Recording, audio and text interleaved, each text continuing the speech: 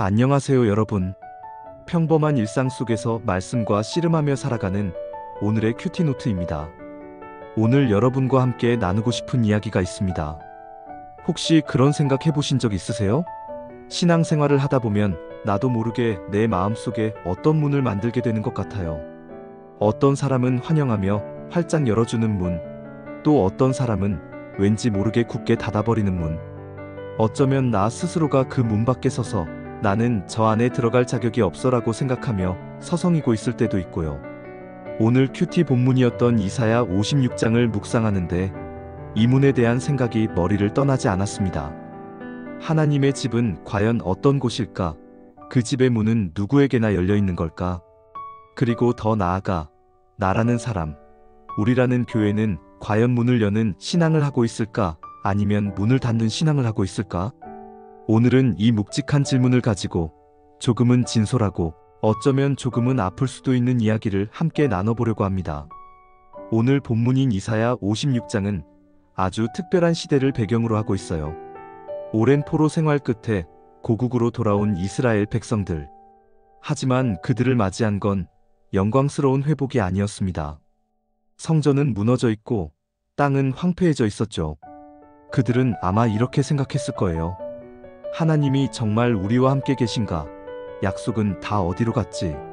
모든 것이 무너진 폐허 속에서 그들의 정체성마저 흔들리고 있었습니다. 바로 그때 하나님께서 정말 충격적인 말씀을 하십니다.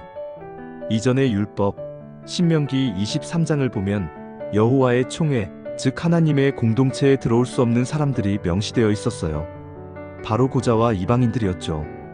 당시 고대 사회에서 고자는 이방 종교 의식과 관련되기도 했고 자손을 낳을 수 없다는 점에서 완전하지 못한 존재로 여겨졌습니다.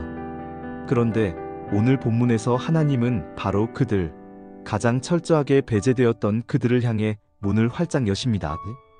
하나님께서 친히 만드셨던 율법의 경계선을 당신의 사랑으로 스스로 허물어 버리시는 거예요. 하나님의 사랑은 우리가 만든 법이나 규칙, 심지어 하나님이 정하신 율법보다도 더 크고 높다는 것을 보여주시는 장면이죠.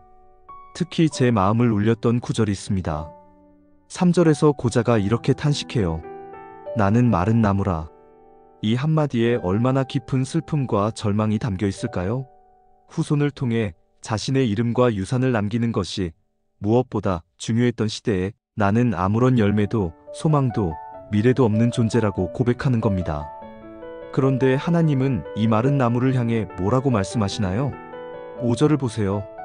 내가 내 집에서 내 성 안에서 아들이나 딸보다 나은 기념물과 이름을 그들에게 주며 영원한 이름을 주어 끊어지지 아니하게 할 것이며 세상이 주는 이름, 혈통으로 이어지는 이름이 아니라 하나님께서 직접 주시는 영원한 이름, 하나님의 집 안에서 영원히 기억되는 존재. 이것이야말로 진정한 위로이고 완전한 회복이 아닐까요? 하나님은 우리의 조건이나 배경, 외모나 능력을 보지 않으십니다. 그저 당신께 나아오고자 하는 그 마음, 그 중심을 보시고 세상의 모든 경계를 넘어 우리를 안아주시는 분입니다.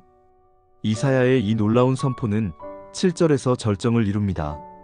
이는 내 집은 만민이 기도하는 집이라 일컬음이 될 것임이라. 만민이 기도하는 집. 이 말씀을 묵상하는데 제가 다니는 교회 건물이 떠오르더라고요. 그리고 동시에 이런 질문이 생겼습니다. 과연 우리 교회는, 그리고 나는 만민이 기도하는 집으로 살아가고 있는가? 오늘 큐티 자료에 이런 내용이 있었어요. 만민이 기도하는 집이란 첫째, 사람이 아닌 주님을 바라보는 기도하는 교회. 둘째, 이방인과 고자까지 품었던 것처럼 모두를 향해 열린 교회. 셋째, 말씀의 울타리 안에서 주의 일을 추구하는 교회라고요. 정말 멋진 정의죠. 그런데 솔직히 제 자신을 돌아보면 또 우리 교회의 모습을 돌아보면 부끄러워질 때가 많습니다. 우리는 모두를 향해 열린 교회를 이야기하지만 사실은 우리와 비슷한 사람들에게만 열려 있지는 않았을까요? 교회에 처음 온 낯선 사람, 우리와 생각이 다른 사람, 어쩌면 세상이 손가락질하는 사람들을 보며 나도 모르게 경계하고 판단하며 문을 닫아버리지는 않았는지요. 저는 큐티노트에 이렇게 적었습니다. 나는 배제의 사람은 아닐지 몰라도 무관심한 사람인 것 같다. 어쩌면 이게 더 나쁜 것 같다고요. 저도 이 문장 앞에서 한참을 머물렀습니다. 적극적으로 누군가를 밀어내지는 않더라도 그들의 아픔에 무관심하고 그들의 존재에 마음을 닫아버리는 것. 그건 역시 하나님의 집의 문을 잠그는 행위가 아닐까 하는 생각이 들었습니다. 만민이 기도하는 집이라는 주소는 교회 건물에 붙어 있는 것이 아니라 바로 오늘을 살아가는 저와 여러분의 마음에 새겨져야 할 주소였습니다. 그런데 이 만민이 기도하는 집이라는 이상은 우리의 현실과 부딪힐 때 너무나 아프게 다가옵니다. 오늘 큐티노트에 담긴 한 직장인의 회개 기도가 제 마음을 정말 힘들게 했습니다. 이분은 회사 임원으로서 경영 악화로 인해 직원들의 구조조정을 직접 단행해야 했습니다. 직원들에게 퇴사를 통보하고 나서 마음 한편으로는 시원한 느낌이 들었다고 해요. 하지만 동시에 당장 생계가 막막해질 그들을 생각하며 죄책감에 시달립니다. 이분은 이걸 단순히 어쩔 수 없는 경영상의 판단으로 여기지 않아요. 회사가 이렇게 되도록 방관했던 죄로, 그리고 하루아침에 직장을 잃은 그들에게 만민이 기도하는 집이 되어주지 못한 영적인 실패로 고백합니다. 얼마나 정직하고 아픈 고백인가요? 우리도 그렇지 않나요? 교회에서는 사랑과 환대를 외치지만 막상 내 직장에서, 내 사업장에서 내 이익과 손해가 걸린 문제 앞에서는 말씀과 전혀 다른 선택을 할 때가 너무나 많습니다. 어쩔 수 없었어. 이게 현실이야 라고 스스로를 합리화하면서요. 만민이 기도하는 집이 되어주기는커녕 오히려 내 손으로 사람들을 집 밖으로 내모는 역할을 해야 할 때의 그 고통, 그 이상과 현실 사이의 아픈 간극. 오늘 말씀은 바로 그 자리, 우리의 가장 연약하고 부끄러운 실패의 자리로 찾아오시는 것 같습니다. 우리의 실패와 연약함 앞에서 이야기가 절망으로 끝난다면 그것은 복음이 아니겠죠. 오늘 큐티는 찬송가 288장 예수를 나의 구주 삼고로 시작했습니다. 저는 이 찬송이 오늘 말씀의 모든 고민에 대한 하나님의 대답이라고 믿습니다. 이 찬송을 쓴 페니 크로스비 여사는 태어난 지 6주 만에 의료사고로 시력을 잃었습니다. 평생을 앞을 보지 못하고 살았죠. 어쩌면 그녀 역시 이사야 시대의 고자처럼 스스로를 마른 나무라고 여기며 절망할 수도 있었을 겁니다. 하지만 그녀는 노래합니다. 1절 가사를 보세요. 예수를 나의 구주 삼고 성령과 피로써 거듭나니 이 세상에서 내 영혼이 하늘의 영광 누리도다. 그리고 후렴에서 이렇게 외치죠. 이것이 나의 간증이요. 이것이 나의 찬송일세. 나 사는 동안 끊임없이 구주를 찬송하리로다. 여러분, 이 확신이 어디서 오는 걸까요? 내가 얼마나 착하게 살았는지, 내가 얼마나 다른 사람을 잘 환대했는지, 내가 얼마나 만민이 기도하는 집의 역할을 잘 감당했는지에서 오는 것이 아닙니다. 이 확신의 근거는 오직 하나, 예수를 나의 구주 삼았다는 사실, 그리고 성령과 피로써 거듭났다는 사실입니다. 우리의 구원은 나의 행위나 자격에 달려있지 않습니다. 내가 오늘 성공했는지 실패했는지에 따라 흔들리는 것이 아닙니다. 그것은 십자가에서 모든 것을 이루신 예수 그리스도의 완전한 사역 위에 굳건히 서 있습니다. 구조조정을 하며 죄책감에 시달리던 그 직장인도, 타인에게 무관심했던 나 자신도, 우리가 붙들어야 할 궁극적인 간증은 나의 실패담이 아니라 그럼에도 불구하고 나를 구원하신 주님 자신입니다. 이 복된 확신이야말로 우리가 모든 실패와 좌절 속에서도 다시 일어설 수 있는 유일한 힘입니다. 오늘 말씀을 정리해봅니다. 하나님은 이사야를 통해 당신의 집이 혈통이나 조건의 장벽을 넘어 만민이 기도하는 집이 될 것이라고 선포하셨습니다.